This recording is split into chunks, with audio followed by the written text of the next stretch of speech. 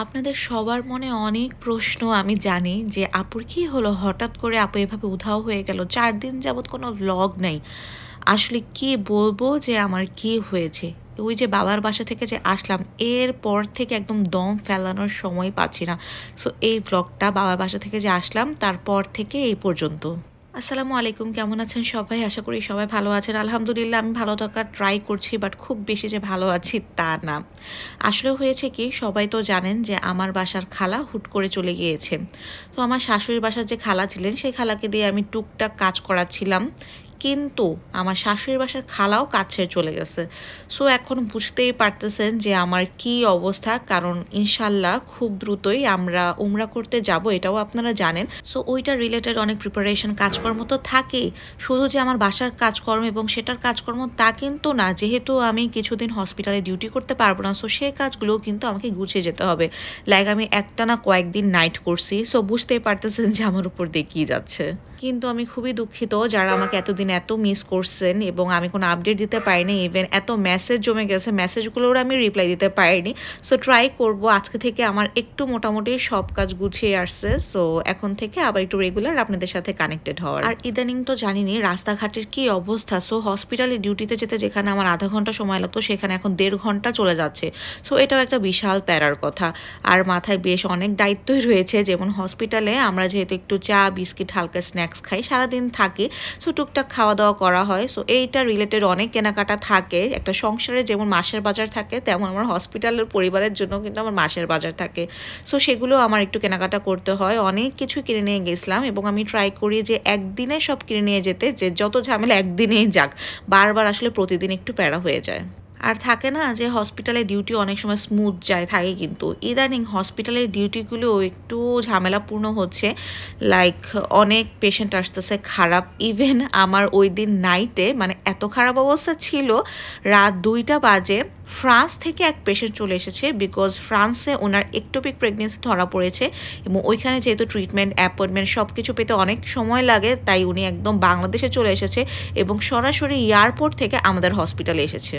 Maximum ডেতে আমি হসপিটালে খাবার খাই না, দেখা যায় যে টুকটাক স্ন্যাক্স খাই, কিন্তু এত ক্ষুধা লাগে কারণ ইদানিং এত কাজ থাকে বাসায় হসপিটালে সব জায়গায়। সো একটু খাওয়া দাওয়া করা লাগে, সো ওইটা আমাদের হসপিটাল থেকে খাবার দেয়। আর এটা হচ্ছে এখন রাত 3:30 বা 4টা বাজে, ওই যখন ফ্রান্স থেকে ওই পেশেন্টটা আসলো, পেশেন্ট রিসিভ করলাম, এখন ফাইল ওয়ার্ক কমপ্লিট করতেছে, মানে ঘুমে আমার চোখ বন্ধ হয়ে আসতেছে। কাজ করতে করতেই সকাল হয়ে গেছে, আমার ডিউটি আওয়ার শেষ, এই যে সকাল 9টা বাজে, এখন আমি বাসায় গেলাম। আর আজকে আমি আওয়াইশার জন্য একটু দুধ নিয়ে আসছিলাম, ওই যে আমি বলেছিলাম না যে আমার হসপিটালে এক পেশেন্টদের ফার্ম আছে, সো ওনার থেকে আমি মাঝে মাঝে দুধ আনি, আজকেও নিয়ে আসছিলাম। এই দুধটা আমি একদম জাল দিয়ে ঠান্ডা করে এরপর 1 লিটারের বোতলে বোতলে ভরে রাখি। আর দুধ আমি করি কি, বলক আসার পরে 25 মিনিট একদম কুপি জালে বসিয়ে রাখি, পানির মতোই ফুটাই যাতে কোনো জীবাণু না থাকে।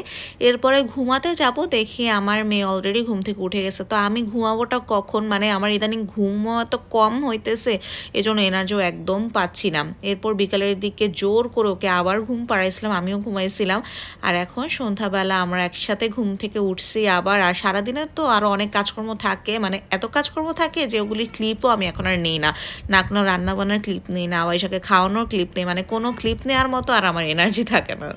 মাশাল্লাহ আওয়াইশার চুলগুলো না খুব দ্রুতই বড় হয়ে যাচ্ছে। সেদিন আবার হেয়ার কাট করে আনলাম না, ভাবছিলাম যে আবার মনে হয় একটু ছোট ছোট থাকবে, যে না কি সুন্দর বড় হয়ে গেছে। এখন আবার এক বেনিও আমি করে দিই, এক বেনি করতে হলে কিন্তু চুল একটু বড় হওয়ার লাগে, আমি ভাবি নাই যে এত দ্রুত এক বেনি করতে পারবো, বাট মাশাল্লাহ অনেক কিউট লাগে।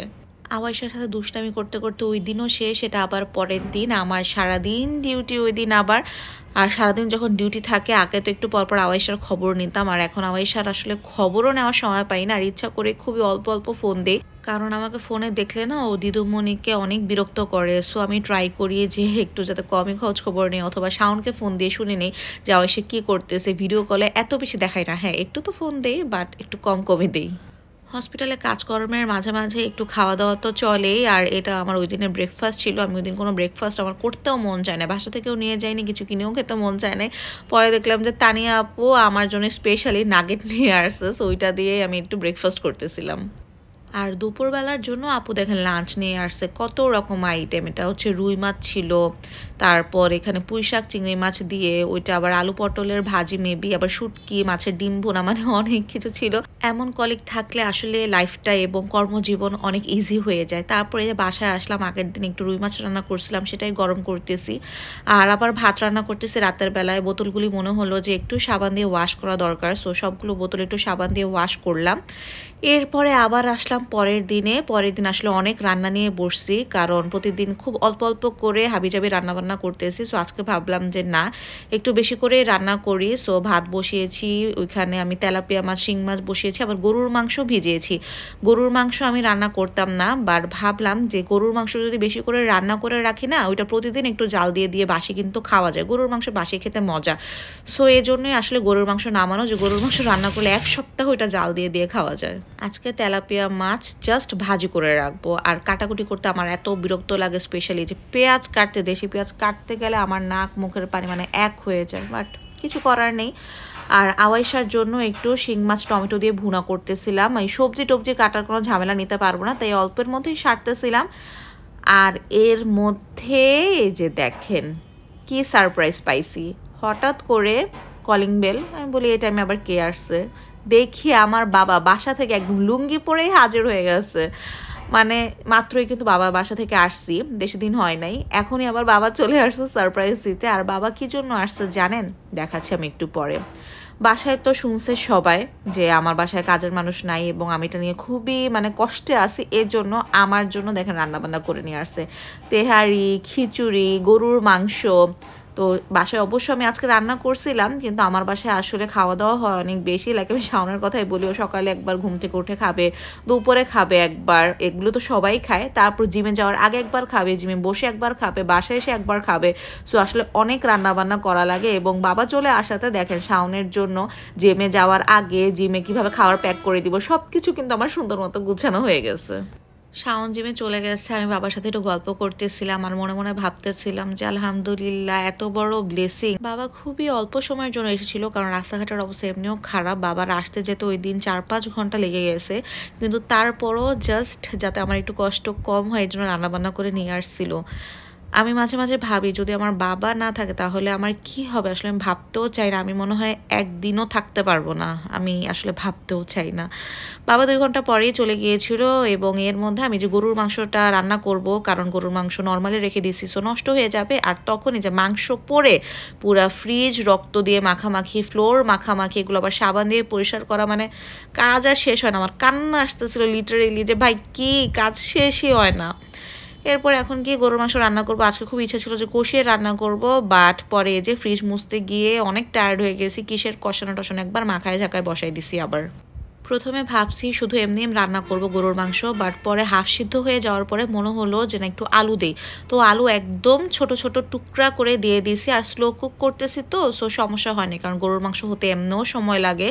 সো আলু দিয়ে গরুর মাংস রান্না করছি একদম ঝাল ঝাল করে। আর আজকে চিন্তা আছে যে বেশি ঝোল করব না, হ্যাঁ একটু ঝোল তো রাখবোই, কিন্তু একটু মাখা মাখা টাইপের রাখবো।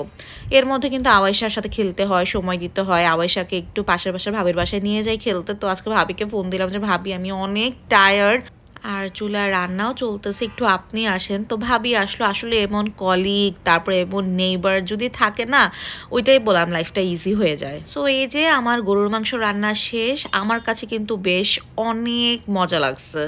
সো এটাই ছিল আমার আজকের ভিডিও। সবার কেমন লাগলো জানাবেন। অনেক উল্টাপাল্টা কয়েকদিনের মিলানো একটা ভ্লগ। সো আশা করি ভালোই লাগবে সবার কাছে, এবং ভালো লাগলে ভিডিওটি শেয়ার করে দিবেন। Thank you for watching. আল্লাহ হাফেজ।